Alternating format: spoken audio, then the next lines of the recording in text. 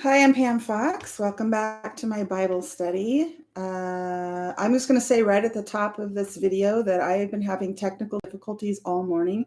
So if something happens, I apologize in advance. But we're live now, streaming on YouTube. So welcome again. My name is Pam Fox. I'm leading this Bible study. It's a verse-by-verse Bible study going through the Bible. We've already gone through the entire book of Genesis, and now we are currently going through the book of Exodus. And we're at the point in the story. Last week we were in chapter 14. This week we'll just be doing chapter 15. So last week was the one of the climaxes of the story where the people actually crossed over the Red Sea. That was the parting of the Red Sea. So that was a pretty big, pretty big miracle. This parting of the Red Sea. So let's just do a little bit of a recap before we get into chapter 15. So what we saw last time was the nation of Israel. And remember, they would have numbered in the millions. Remember, it said that there were 600,000 men, and that didn't include the children, probably didn't include the women, and it didn't include this multitude of people that left Egypt with them. So if it was just counting the 600,000 men, we can easily assume that this number of people that left Egypt was in the millions. So these people they woke up the morning after the night of the Passover and they marched out free people out of the land of Egypt. And they were led to the sea, to the Red Sea, which wouldn't have been the common path back to the Promised Land, but they were led to the sea by this pillar of cloud, which God was there in the pillar of cloud and leading them a particular way for a particular reason, because he wanted to show the people his strength and his power and his might, his miracle. He already delivered them. So the people, there are a number of things happening here in terms of God's showing his great power. First, we saw these 10 plagues where God severed the people of Israel from the people of Egypt, which is to say that he made them immune from all of these plagues. The plagues fell upon, they were living, the Israelite people, their home was in Goshen, which was on the outskirts of Egypt, but they lived and worked in Egypt. They were slaves there in Egypt. They slept in their homes on the outside, but God made a way for all these plagues to not affect Israel and to affect Egypt, the people. And so they were immune. So that was kind of the first miracle, that would have been like, wow, this is amazing what God is doing here. He's pouring out his wrath on the land, and somehow we're immune to it. We're protected from it. The second thing that he did was on the night of the Passover, he told them to kill these lambs and paint the blood on their doors. And then the Spirit would come through and kill all the firstborn, except for those who had this blood of the lamb on their door. And so he made a way, he talked about redemption in that instance, and that the people were redeemed. And remember, we talked about that word. It means to purchase or to ransom, this idea that you can purchase another person, which, slavery has been a thing all throughout history. And the way it worked was slave traders would capture people and bring them to an auction where they would be auctioned off for a price. And so people could come that wanted to buy slaves, and they could purchase these people at auction. And if they chose to, and many people did, many Christian ministries would go to these auctions just for the sole purpose to buy people and then set them free. And this is the epitome of redemption, that they would buy people for a price with money, and then hire lawyers to give them legal papers to show that they were free people, and give them food and clothing and money and, a hand up and helping them start a new life as free people. So this redemption, there's a cost. And so on the night of Passover, the cost was the lives of all these lambs. These lambs had to be slaughtered. The blood had to be painted on the door so that when the spirit of death came through, he would see that blood and know, okay, I'm going to pass over this house, because these are God's people and they're being protected by God. It's a very strange way to do things, but God works in mysterious ways. But all of that is setting up a foreshadowing, right? This is a pattern. It's a pattern of what is yet to come. But the third thing that God does here in terms of this series of miracles here with these people was last week we saw them, they were led to the Dead Sea or the Red Sea. And Pharaoh got word that they were there, trapped at all they could do is camp there at the Red Sea. I don't know why they couldn't go around it. Maybe there were cliffs there and it was impassable right where they were at. But really their only option was to go back to Egypt. And so Pharaoh was like, okay, that's it. We've got him. And he sought to pursue the people and to kill them, which is what we're going to see in today's chapter. He wanted to catch up with them, invade them, take all the wealth back, rape them basically, and kill them. Kill who was left over, take the women and children and kill everyone else. That was his plan. And so what we ended up seeing was God parted the Red Sea, and all of Israel hiked through this, would have been a couple of miles across the sea. They hiked across on dry ground. And then once they were safely on this other side, the sea collapsed on the Egyptian army that was pursuing them, and they all died.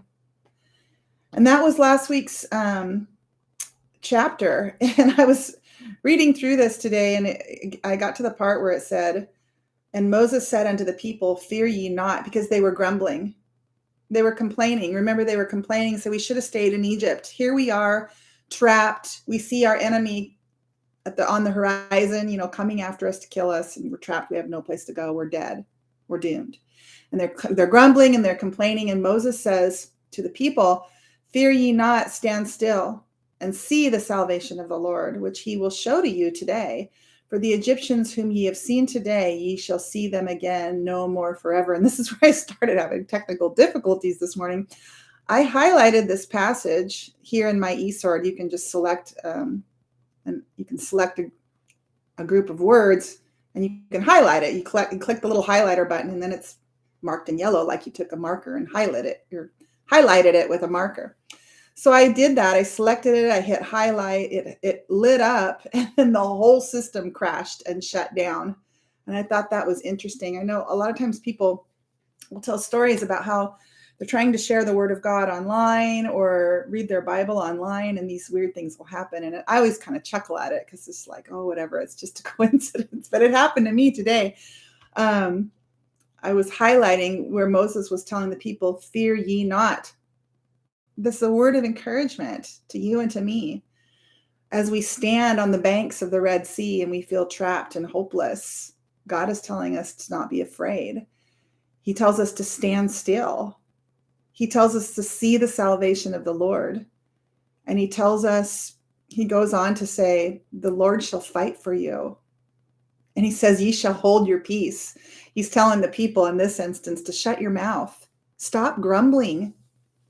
Stop acting as if God hasn't done incredible things here. You should be thankful.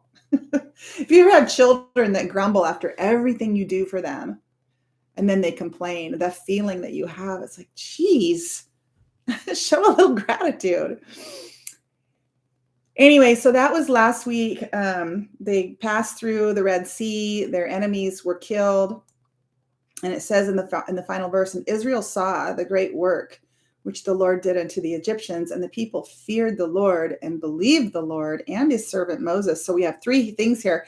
They saw, they feared, and they believed, which was what that was God's purpose with all of this. I mean, yeah, he did it to free his people, and he did it to redeem his people. But he did it so that the people would see, they would fear the Lord, and they would believe, to really set this precedent, right? That we see what God has done. And you and I can look out the window right now and see what God has done. I don't have to have, a parting of the sea would be cool. I'm looking at the river right now. It'd be amazing. But I see the sky, I see the clouds, I see the trees swaying in the wind, I see the river, I see, miracles all around me. We can look around and see miracles all around us, see the great work which the Lord has done, and fear the Lord. because again, the Lord controls the weather. He controls the animals and the plants and our very lives. He holds it all in his hands. And so should we just like cower and live in fear of God? No, that's not what it's saying. But we should understand that there is nothing to fear except God himself. But if we're the enemy of God, that's one thing. If we're with God, then it's not so much, it's different. Like this idea of fearing God when you're with God, it'd be like if you were a little kid and you ran into your parents' room at night and said, there's monsters and they're going to kill me. And your dad just like pulled you into his bed and cuddled you tight and told you, oh, you don't have to worry about anything because I'm here, and then you would just like be at peace and you would fall asleep and you would fear nothing because your dad is here. But you know what? If somebody broke into your house and your dad had a gun, he would be a man to fear, right? So if you were an enemy of your dad and trying to hurt your dad or his family, there would be something there to fear. So we have to understand what it means to fear the Lord. If you are an enemy of the Lord, that's one thing. If you're on God's side, that's another thing. But as believers, we have to have a firm understanding that God holds everything in his hands and we should fear nothing. And yet we live our lives in fear of so many stupid things. I mean, I know I'm guilty of that. But we shouldn't live our lives in fear. And when we have those moments where we have an understanding or realizations like, oh, I'm living in fear, that's when we are to turn that over to God and to tell the Lord that we trust him, even though that can be hard.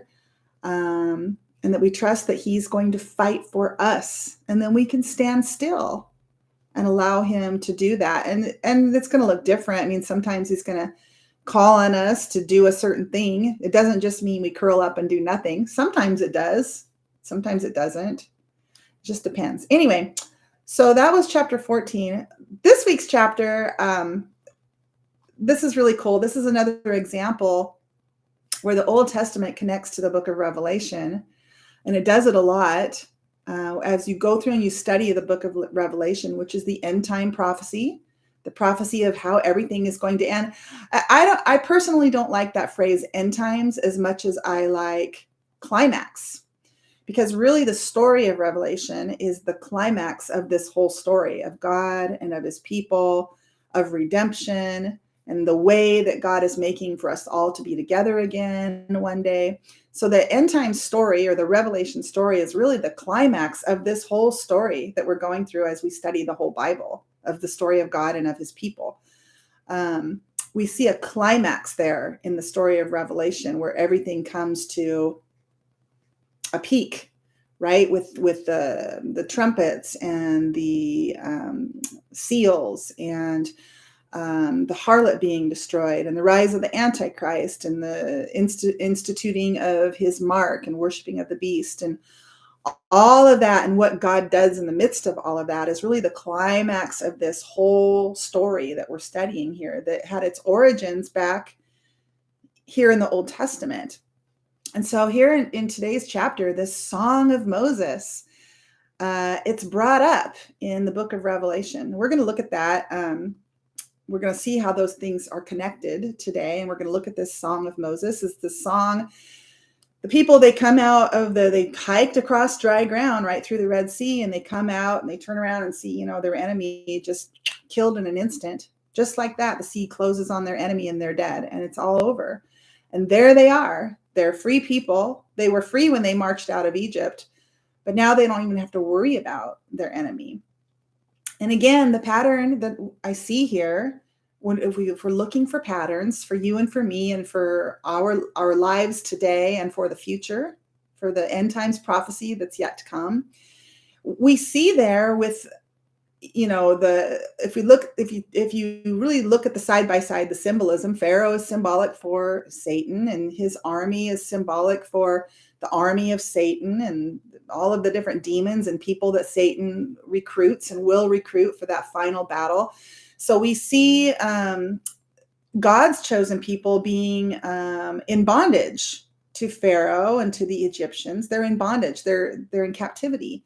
And then we see God make a way for them to be set free, right? So God took that same way for Israel to be set free the night of the Passover.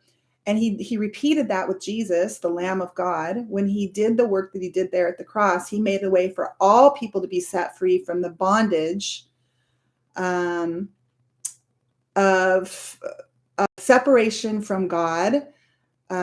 This bondage that's created. Well, we're in the bondage that was taking place when Jesus died at the cross was similar. I got to be careful here. So the people at the time were in bondage. They were that God hadn't yet made a way for people to be ultimately set free from their bondage, because they were a slave to the traditions that God had given them of sacrifice. So this animal sacrifice was a tradition that God had given them, because they were told that in order to be set free, in order to be seen innocent in the eyes of God, there has to be a purchase, right? There has to be this redemption. There has to be, someone has to pay the price for the crime that was committed. And so every time someone violated God's law, they had committed a crime against God. And so there had to be a punishment, right? And so this animal sacrifice was the way that God made for the animal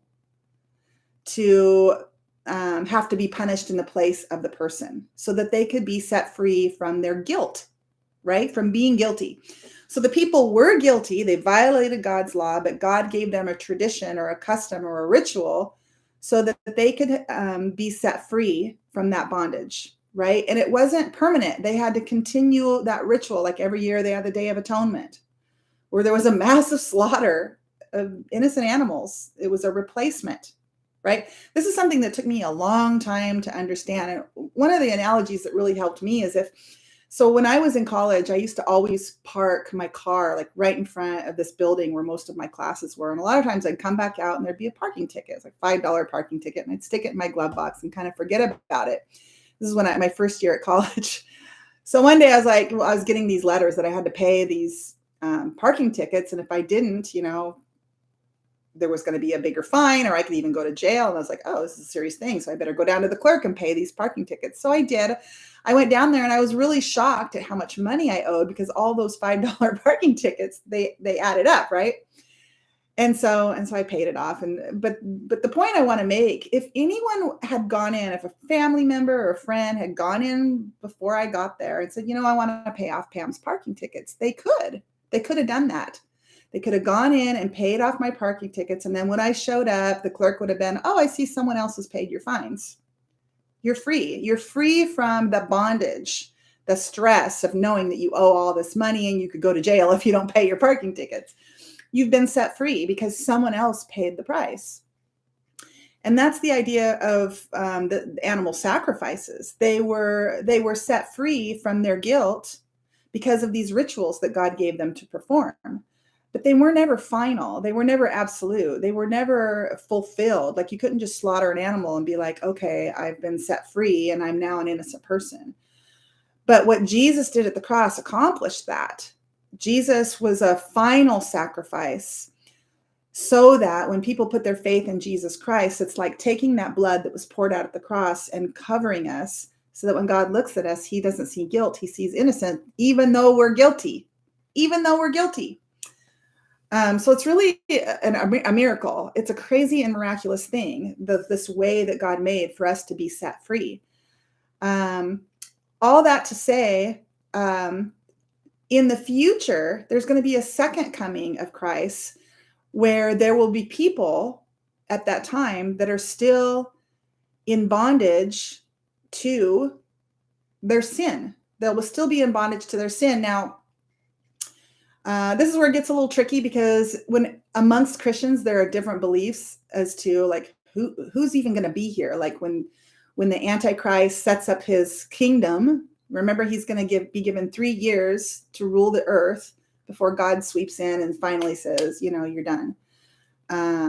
So this Antichrist will have 3 years to rule the earth before he's thrown into the lake of fire. During that time, it's my belief that believers will be gone at that point. But there will be other people left behind that will have an opportunity to convert. And the Bible says that there will be a group of people. We see them standing in heaven. They're the martyrs of the Antichrist who didn't take the mark of the beast. What does that mean? It means they were murdered. They had a choice. They could either take the mark of the beast or they can die. That's what a martyr is. They die in their faith. They're told, take this mark, worship Satan, or we'll kill you. And they choose, okay, go ahead and kill me. And then they're seen there in heaven, standing on this lake of glass mingled with fire. What is that? I don't know. I mean, maybe it's like this window in heaven where they're able to stand on this glass and look down and see the actual lake of fire underneath it. I mean, it doesn't say, but we see them stand, the martyrs of the Antichrist, standing on this lake of glass mingled with fire. And they were martyred because they chose to stand with Christ instead of to worship the Antichrist. And so this is a future thing that's going to happen where those people, God's going to make a way for those people to be set free from their bondage to sin. And of course, the way is for them to choose death. They will choose death over taking this mark. And when they die, there they are. We see them there in heaven. They're holding harps. They're worshiping God. And they're standing on this sea of glass, whatever that is.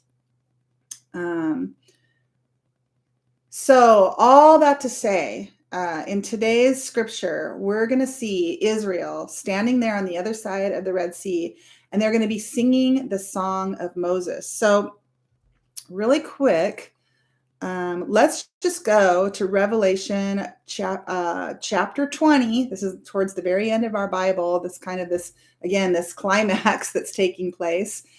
And we see, did I bring up the wrong verse?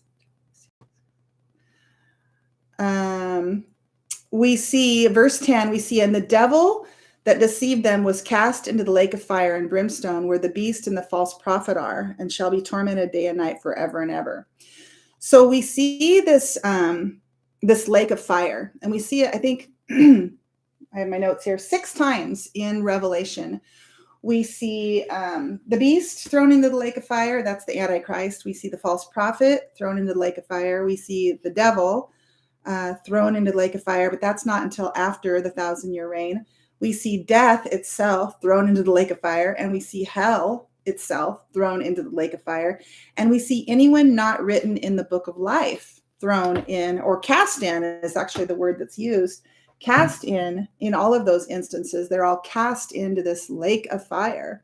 And a lot of people equate the lake of fire with being hell, which makes no sense because hell itself is thrown into this lake of fire. So what this lake of fire is, I mean, remains to be seen. It's one of those we got to wait and see kind of things. But all of those 6 different people or entities are thrown in or cast into this lake of fire. And it's interesting to me, and I bring this up because last week we saw the enemy of Israel hiking through the Red Sea.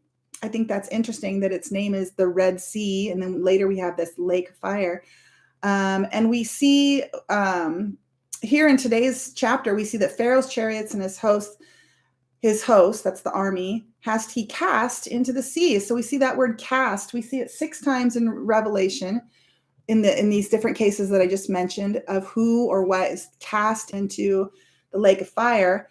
And here, with the enemy of Israel pursuing after them after their march through on dry ground, they are cast into this Red Sea. And so again, I see what I'm seeing here is a pattern. It's a pattern. And so it's what makes the Bible a much deeper and much more exciting read, in my opinion. I know some people take offense to that. They're like, oh, we don't need to look for patterns. We just take it for what it is. But for me, it makes it, again, a deeper and more exciting study. And it makes me really want to get into the word and look for those connections, those shadows, those patterns, because they make me go, whoa, I never saw that before. When you take note, you take notice, like, for example, this word cast that we see today. We also see the Song of Moses. Now, the Song of Moses, Hang on a second.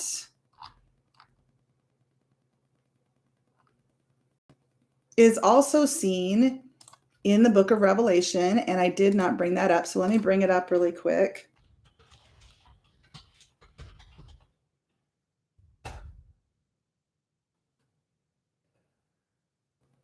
Okay, so Revelation 15:3.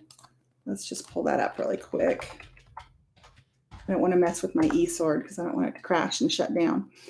Okay, so in Revelation 15:3, we see, I'm going to look at the whole chapter here. Let's go back to 15:1. I saw in heaven. So this is John being given a vision of the end times, right? What I call the climax of the story.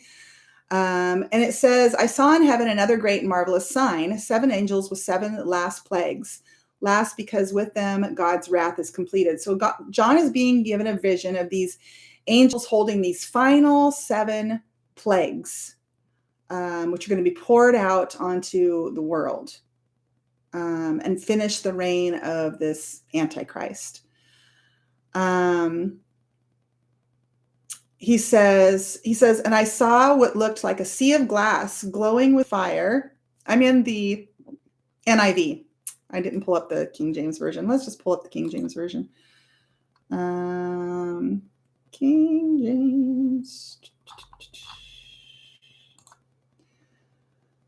So I saw it as it were a sea of glass mingled with fire, and them that had gotten the victory over the beast and over his image and over his mark and over the number of his name stand on the sea of glass having harps of God. So John is seeing this vision of these people who got victory.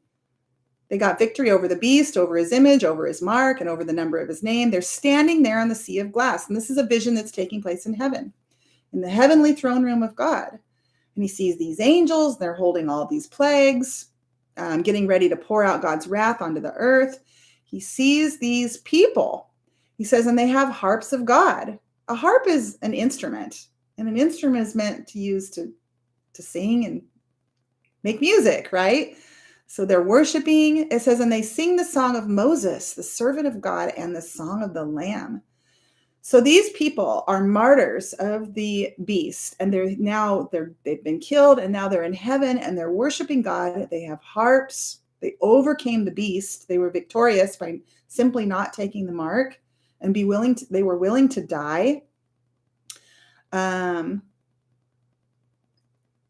It says they sing the song of Moses, the servant of God, and the song of the Lamb. Now, Revelation is full of symbols. So it's important to look at this and ask the question, what does this mean? They're singing the song of Moses, which points us directly back to this chapter that we're in today, Exodus 15. And we're going to look at that and see the lyrics of this song. What did they sing about? So it says they sing the song of Moses, the servant of God, and the song of the Lamb. So we have people who were martyred during the reign of the Antichrist, and they sing the song of Moses and the song of the Lamb. What I'm seeing here is that these people are both Jews, because they mention the song of Moses, and they're believers in Christ because they mentioned the song of the Lamb. I think that the people who will say, no, thank you to this mark, I choose, you want to kill me, go ahead. They will be both Jewish and they will be believers of Christ. They will all be believers of Christ, but they will have ancestry of both real Jewish people and people who have come during that reign, have chosen to put their faith in Jesus Christ. Okay, Christians, believers. This is what I see here. This is my interpretation. We have this group of people. They're in the heavenly throne room of God. They're worshiping God, and they're singing the song of Moses and the song of the Lamb. So that's what I'm seeing. I'm seeing, Jews and Gentiles, all believers in Christ. And they're saying, great and marvelous are thy works, Lord God Almighty. Just and true are thy ways, thou King of saints. Who shall not fear thee, O Lord, and glorify thy name? They're worshiping. For thou only are holy. Only you, God, are holy. For all nations shall come and worship before thee, for thy judgments are made manifest. And it goes on. This is what takes place before God pours out his wrath onto the world. Is this vision John sees of this group of people who were martyred, and they're there in heaven and they're worshiping God. They're singing this song, the song of Moses and the song of the Lamb, which really points to both literal Jews and then people who have put their faith in Christ. And of course, at this point, they are all people who have put their faith in Christ. All right, so let's go and look at this song of Moses here in chapter 15. Then sang Moses and the children of Israel this song unto the Lord, and spake, saying. So here's the lyrics. I will sing unto the Lord, for he hath triumphed victoriously. The horse and his rider hath he thrown into the sea.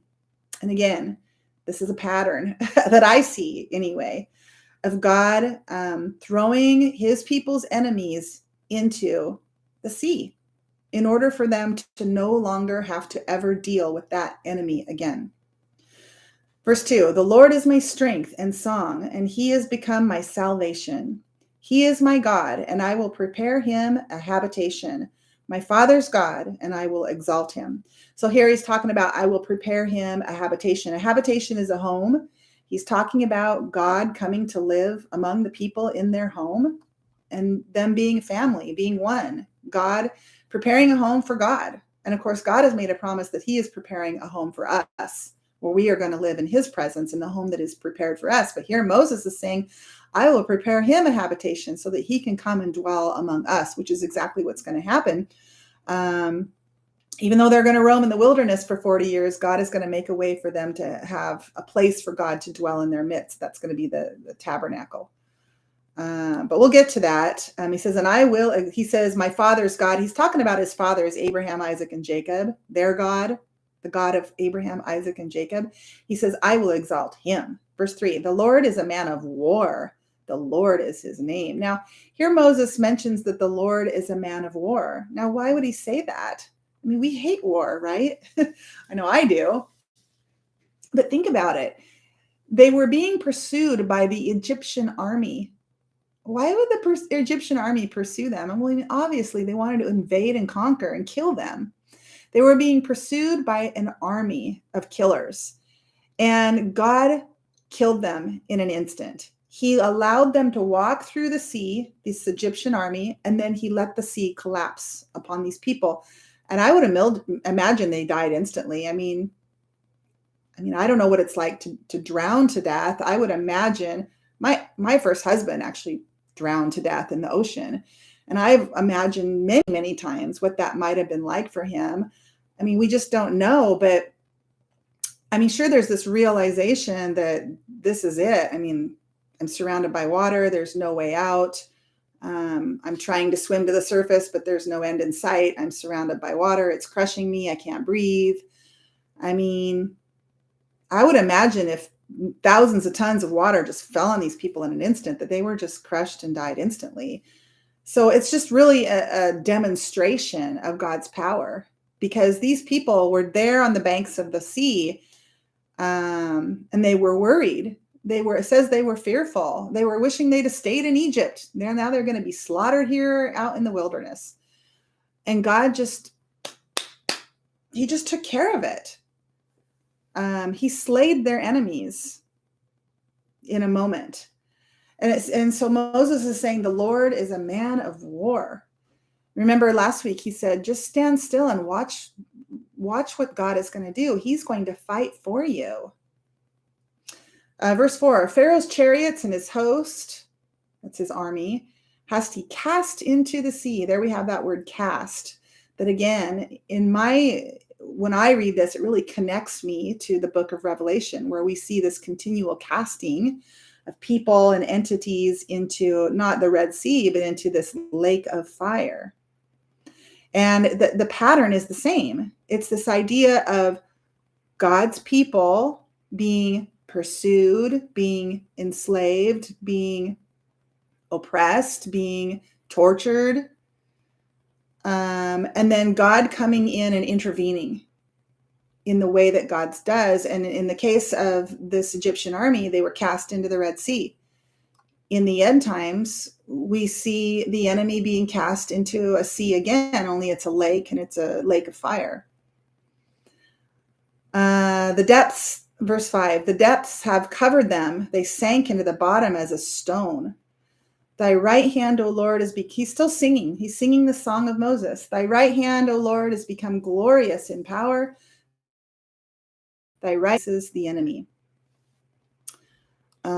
And in the greatness of thine excellency, thou hast overthrown them that rose up against thee. Thou sentest forth thy wrath, which consumed them as stubble. And with the blast of thy nostrils, the waters were gathered together. The floods stood upright as a heap, and the depths were congealed in the heart of the sea. The enemy said, he's still singing, these are the lyrics of this Song of Moses. The enemy said, I will pursue, I will overtake, I will divide the spoil. My lust shall be satisfied upon them. I will draw my sword, my hand shall destroy them. So Moses is declaring the intentions of the Egyptian army. I will pursue, I will overtake, I will divide the spoil, which is to say, take all the wealth. The women and children, I will take all the spoil. My lust shall be satisfied upon them. Now that word lust, typically the common definition is really it's of a physical or sexual nature, this idea of gratifying the needs of the flesh. When you lust after, like if I were to lust after a good looking guy that walked by, it's really like, oh, hubba hubba, I want him. He's so sexy. That's kind of what lust means. But I mean, really, lust can mean a variety of pleasing the flesh in a variety of ways. I mean, I really kind of take this literally here. I think he's saying that the Egyptian army wanted to pursue, overtake, divide the spoil, which is take anything of wealth, which would be gold, silver, cattle, women, children, and satisfy my lust. So this is something that armies would do, unfortunately. They would invade, they would, and it says, and then kill. It says, and just I will draw my sword and my hand shall destroy them. So they would pursue, they would invade, there would be a fight, and whoever would win would then go into the township, take everything of wealth, including the women and children, and they would rape women and children, or even men sometimes. Anybody that was weak and couldn't fight back, they would rape them. So I think that's what this is talking about. Moses he's describing the enemy as being these pursuers that wanted to do bad things to them. Verse 10, thou didst blow thy wind, the sea covered them, they sank as lead in the mighty waters. Who is like unto thee, O Lord, among the gods? So that's gods with the little g. He's talking about all the massive amounts of gods that existed in the world at that time. Who is like unto thee, O Lord, among the gods? Who is like thee, glorious in holiness? That word holiness means perfect, pure, innocent. Glorious in holiness, fearful, doing wonders. Thou stretched out thy right hand, the earth swallowed them. You stretched out your hand, and the earth swallowed them. Just bada bing. Thou in thy mercy hast led forth thy people, which thou hast redeemed. There's that word redeemed again. People have been redeemed. They've been purchased for a price. Thou hast guided them in thy strength unto thy holy habitation. So they're leaving Egypt with the notion that they're heading back home. They're heading back home to the home of their forefathers, Abraham, Isaac, and Jacob. Remember, the only reason they're in Egypt is because during that 7 years of famine, Jacob was called by his son Joseph to come to Egypt. And Joseph was like, come, bring your families, come to Egypt. I'll take care of you guys. I'm the ruler of the known land. Come and I'll provide for your needs. And they did. And then they never left. They never went back home. So now they think they're going back home to the promised land, which they are. It's going to take them 40 years to travel, which should have only taken them maybe a month or two. It's going to take them 40 years. And we're going to see why as we continue to go through the book of Exodus. But it says, thou in thy mercy hast led forth the people which thou hast redeemed. Thou hast guided them in thy strength unto thy holy habitation. Verse 14, and the people shall hear and be afraid. Sorrow shall take hold of the inhabitants of Palestina. So now he's talking about the people who are living elsewhere outside of Egypt. He's saying people are going to hear about what happened here today, this miracle. They're going to hear about it. He says, thou in thy mercy hast led forth the people. The people shall hear and be afraid. Sorrow shall take hold of the inhabitants of Palestina. So the inhabitants of Palestina were the Philistines, and they were known as being soldiers who, no one could defeat. They were large, they were strong, they were fierce, they were relentless, they showed no mercy. Everyone feared the Philistines until David came along, and he's like, who are these dirty, uncircumcised Philistines, blaspheming my God? I'll take care. He went up against Goliath, who was a Philistine. But so here he's mentioning these, the Philistina or Palestina. He's saying they're going to hear and they're going to fear God. They're going to hear about this. And when they do, sorrow shall take hold on them. It says, then the dukes of Edom shall be amazed. So he's talking about these different people that are going to hear about what happened. They're going to be amazed. The mighty men of Moab, trembling shall take hold upon them. All the inhabitants of Canaan shall melt away. So these are different people that are living in their land. Moses is saying they're going to hear about what God did, and they're going to fear the Lord. Fear and dread shall fall upon them by the greatness of thine arm. They shall be as still as a stone till thy people pass over, O Lord, till the people pass over, which thou hast purchased. So there's that word purchased. Again, it's that word redeem, buy for a price, to purchase, to ransom. These God's people, they've been purchased. And they've been set free, and they belong to God. And he's talking about by the greatness of thine arm, they shall be as still as stone till thy people pass over, O Lord. He's talking about passing over into the promised land, because when they finally get back to the promised land after 40 years, they're going to reach the promised land in about a year. And here's a spoiler alert. They're going to send in what they call spies, 12 men of Israel, these 12 spies, to go into the land and kind of scope everything out. Like, can we just march into the Holy Land and live there? I mean, so they sent these spies in to see, what was going on there in Israel. And when the 12 spies came back, this is why they get in so much trouble and they end up wandering in the desert for 40 years. These 12 spies come back and they report to Moses. 10 of the 12 spies say, oh, we can't go in there. We need to go back to Egypt because the armies are too big. The soldiers are too strong. The weapons are too much. It's just, there's no way. If we go in there, they're going to kill us. That's what 10 of the 12 spies said. 2 of the spies, however, said, no. Our God is so great, so big and so mighty. There's nothing our God cannot do. Let's go in. We don't have to worry about how big and how strong these people are. And so I think God just had it at that moment. I mean, probably not. I mean, but what ends up happening is the people, the Israelites, are condemned to march in the wilderness for 40 years, and they're not allowed to go into the promised land until everyone like over the age of 20 has passed away, has died for one reason or another. So when they do actually go into the promised land 40 years later, it's just the youth. It's just the young people. It's the children that marched out of Egypt on that day of Exodus. And it's 40 years later, so they're adults now. But even Moses won't march in. He'll die before going into the promised land. So getting back to this, he says, fear and dread shall fall upon them till the people pass over. He's talking about passing over into the promised land. And when they do finally 40 years later reach the boundaries of the promised land, there's the Jordan River. They have to cross over this Jordan River. And God is going to do a repeat of the dividing of the Red Sea. He's going to divide again. He's going to divide this Jordan River, and they're going to cross through on dry land into Israel. So it's going to kind of be a repeat miracle. So which thou hast purchased, verse 17, thou shalt bring them in.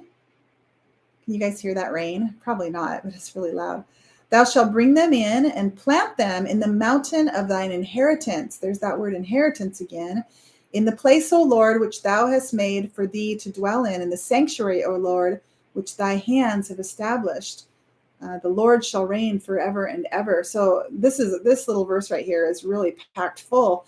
He's saying, thou shalt bring them in and plant them in the mountain of thine inheritance. So Moses is saying that God is going to deliver Israel into the promised land. Thou shalt bring them in and plant them in the mountain of thine inheritance. So remember that word inheritance. Who inherits? Well, it's children of God, right? It's the adopted children of God. But remember, there's a double portion that goes to the firstborn when it comes to that inheritance.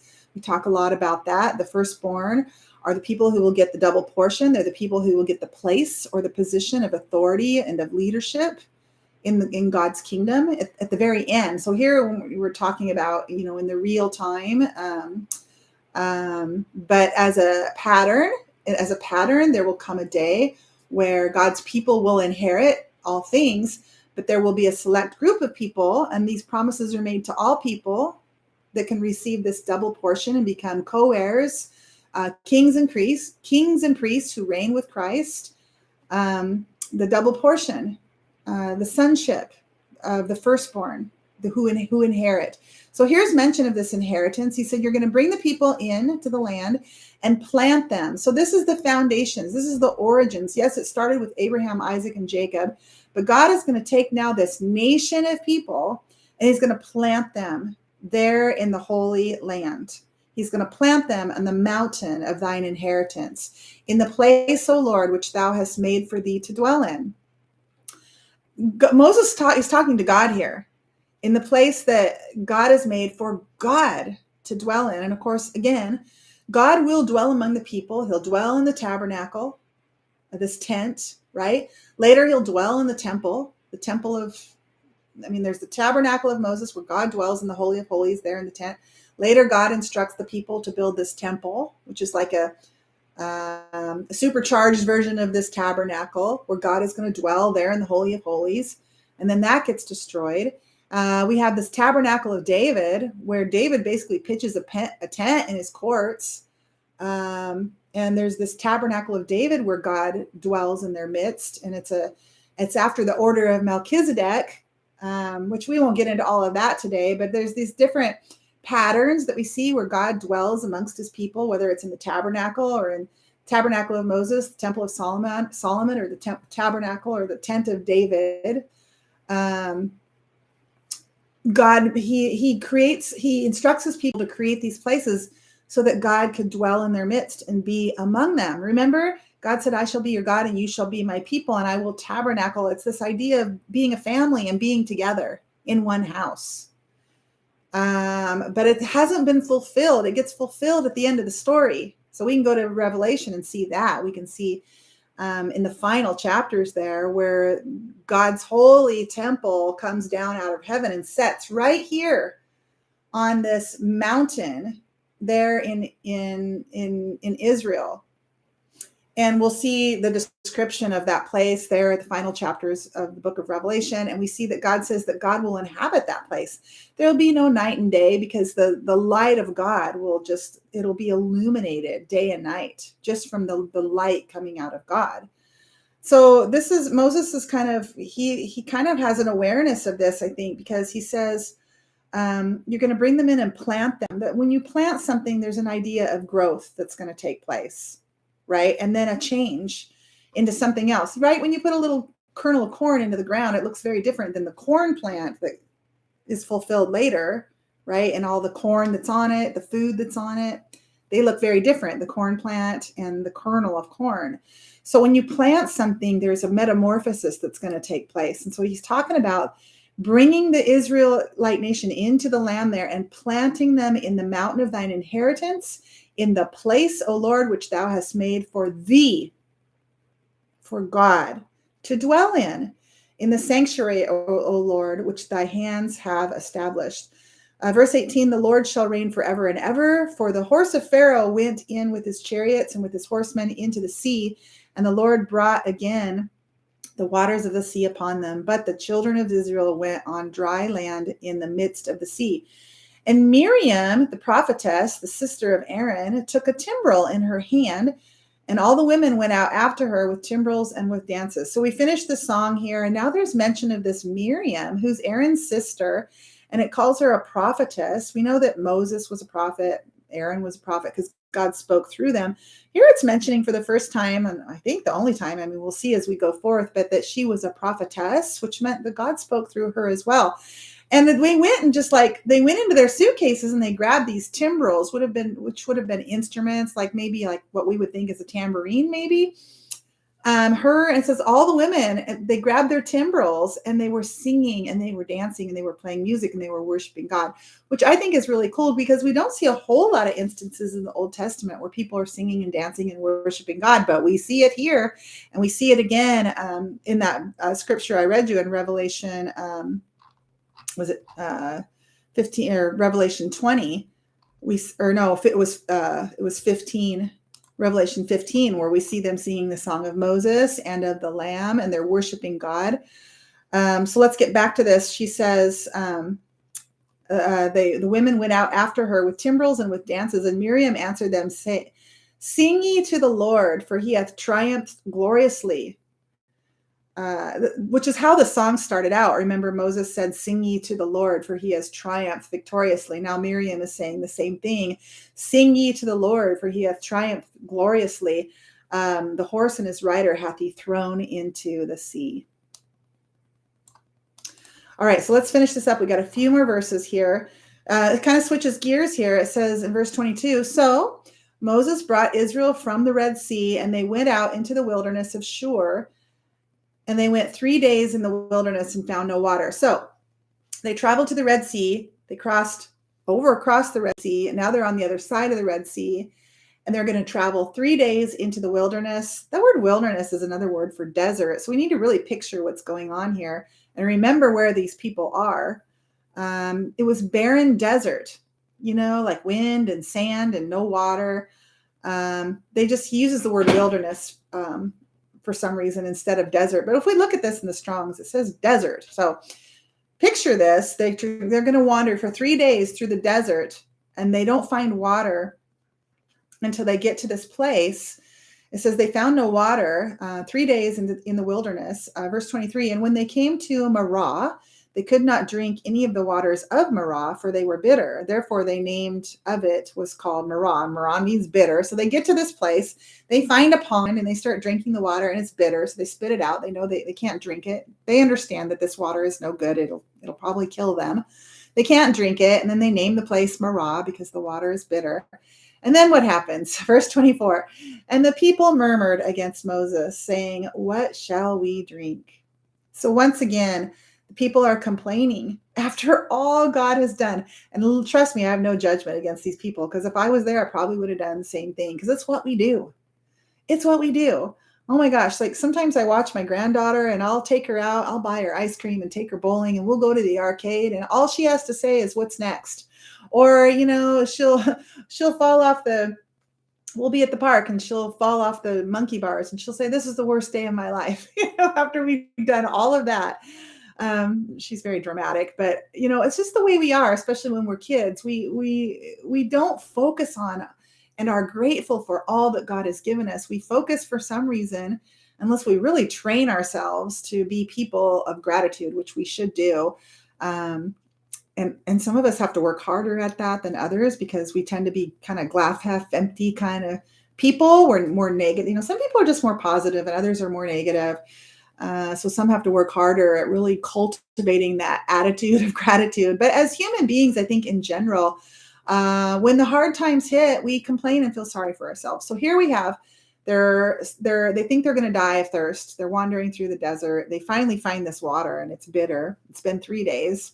So they're murmuring. They're complaining. It says, and the people murmured against Moses, saying, what shall we drink? Verse 25, and he cried unto the Lord, and the Lord showed him a tree, which when cast into the waters were made sweet. There he made for them a statute and an ordinance, and there he proved them and said, okay, let's stop for a second. So Moses prays and God yet again, God makes a way. He says, see this tree right here.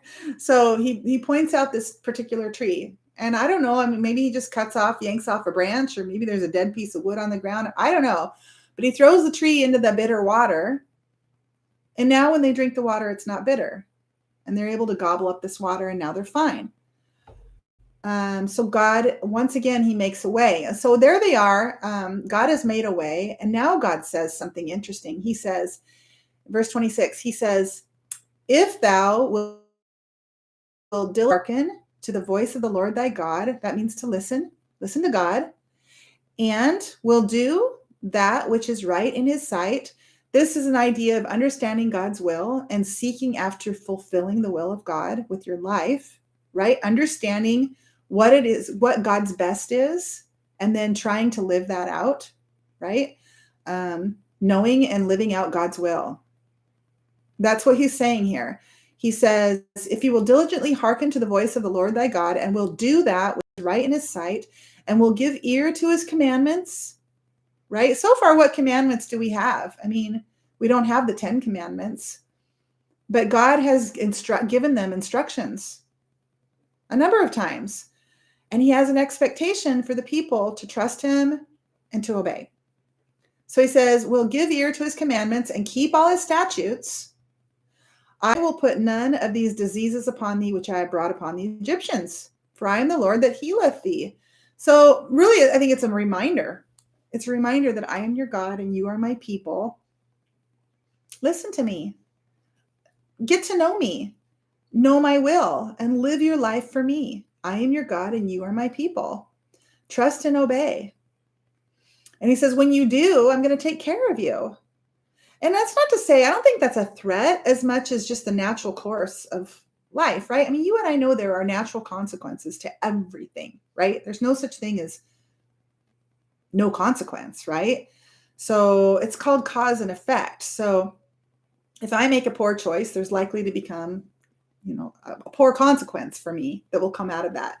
If I make a good choice, there will likely be a good consequence that comes out of that. I mean, not to say, I know life's not fair, and sometimes unfair things happen, even though we may not deserve that. But there are always consequences to the choices that we make. And God is telling the people to choose. Don't be an enemy of God. Choose God, understand his will, and try to live according to the will of God. Because if you don't, there are going to be some consequences, right? Like simply put, if you put your hand in the flames of fire, you're going to get burned. It's going to hurt. So don't put your hand in those flames because there are consequences. So here he's reminding them, I will put none of these diseases upon thee, which I have brought upon the Egyptians, if you trust me and obey. So there's this reminder. He says, for I am the Lord that healeth thee. So he's really kind of giving this this picture of disease and of healing and of preventing disease by listening, by being faithful and obedient. And then finally in verse 27, it says, and they came to Elim, where were 12 wells of water. So they reached this place. There's 12 wells there. And 70 palm trees, and they encamped there by the waters. And that's it, which I think is interesting that there's this mention of this place and this description. There were 12 wells there and 70 palm trees. How many is that? Okay, so 70, let me see if I can get this right. It would be 20 times 3, which is 60 plus 10, so 70. I think there's probably some symbolism here. I don't know what it is exactly, but we have the number 12 and we have the number 70. And those are both important numbers in kind of God's symbolic economy of things. So, but I don't know. I'm not sure what they mean.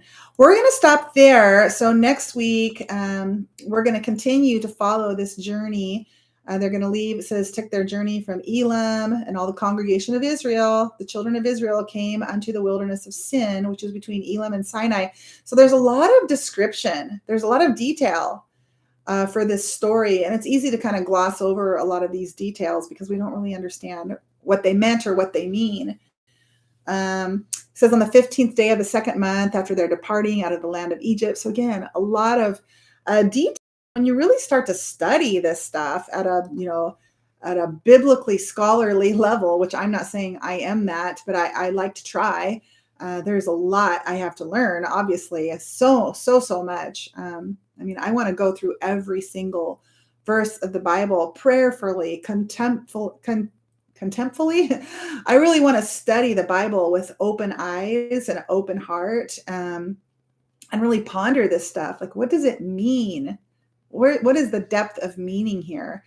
And to me, I think it's exciting. I like doing it. I'm glad you're joining and going along with me. But that's the end of chapter 15. And then the story just continues as they move forward. And of course, the little spoiler alert I gave you today, they're going to be wandering in the desert for 40 years, which to me, I remember the first time I heard that, I was like, that's crazy. 40 years? How do you wander? How do you try to get from point A to point B, which should just be, maybe a month-long hike? Why does it take you 40? I mean, I could see some delays that might cause you a year, maybe even 2 years, but 40 years?